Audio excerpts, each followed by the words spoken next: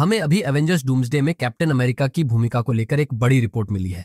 खास तौर पर क्यों डॉक्टर डूम इस स्टीव रॉजर्स को ढूंढकर मारना चाहता है। पहले की रिपोर्ट्स में हमने सुना था कि स्टीव टाइम में पीछे जाकर पैगी के साथ रहने के कारण एक इनकर्जन बना था, लेकिन अब इस पर एक और लेयर जुड़ गया है और ये मामला डूम और स्टीव दोनों के लिए बहुत पर्सनल हो जाता है। नई रिपोर्ट के मुताबिक डूम सिर्फ मल्टीवर्स को बचाने के लिए ही नहीं बल्कि इसीलिए भी लोगों को ढूंढ रहा है जिन्होंने इनकर्जन्स पैदा किए, क्योंकि स्टीव रॉजर्स ने कुछ ऐसा किया था जिससे डूम के परिवार और उसकी अपनी यूनिवर्स पर असर पड़ा था। यही वजह है कि डूम अब स्टीव को खत्म करना चाहता है और अपने रास्ते में आने वाले हर इंसान को इस्तेमाल करना चाहता है। Insider my time to shine hello ने एक्स पर लिखा, अगर मैं सही समझ रही हूँ स्टीव का टाइम में पीछे जाकर पैगी के साथ रहना उन इनकर्जन्स की वजह बनी जिसने डूम के परिवार को मार डाला। अब डूम उसे मारने के लिए उसे ढूंढ रहा है। ये सच में डूम को एक विलेन की तरह दिखाता है। हालांकि पहले कहा गया था कि वो खुद को एवेंजर्स डूम्सडे में हीरो समझेगा, लेकिन आखिरकार फिल्म में वो विलेन ही होगा और सीक्रेट वॉर्स में भी यही होगा। अब बात करें उसकी ओरिजिन की, तो ये भी संभव है कि डूम फैंटास्टिक फोर के 828 यूनिवर्स से नहीं हो। हालांकि हमें लटफिरिया से जुड़े ईस्टर एग्स और पोस्ट क्रेडिट सीन में डूम दिखाया गया था,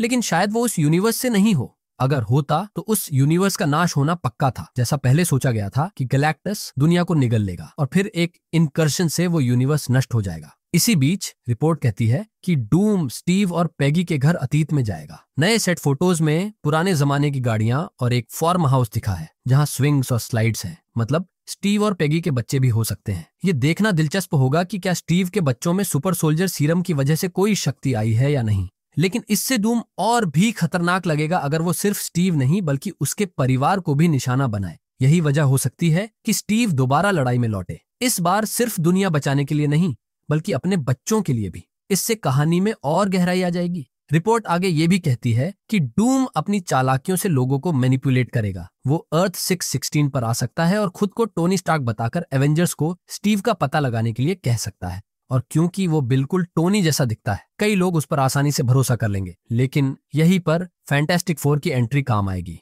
वो एवेंजर्स को बताएंगे कि ये बहरूपिया असल में डूम है, टोनी नहीं।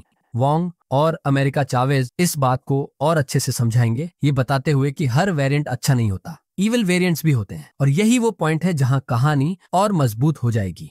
हालांकि डूम मल्टीवर्स में घूम घूम कर उन सबको खत्म करना चाहता है जिन्होंने इनकर्जन्स पैदा किए हैं, लेकिन स्टीव रॉजर्स उसके लिए सबसे पर्सनल टारगेट है क्योंकि उसके कारण डूम का परिवार मारा गया। तो आपको इस थ्योरी के बारे में क्या लगता? नीचे कमेंट में अपनी राय बताइए। वीडियो को लाइक करना और चैनल को सब्सक्राइब करना न भूलें ताकि आप मार्वल की कोई लेटेस्ट अपडेट मिस न करें। और हमेशा की तरह देखने के लिए बहुत बहुत धन्यवाद।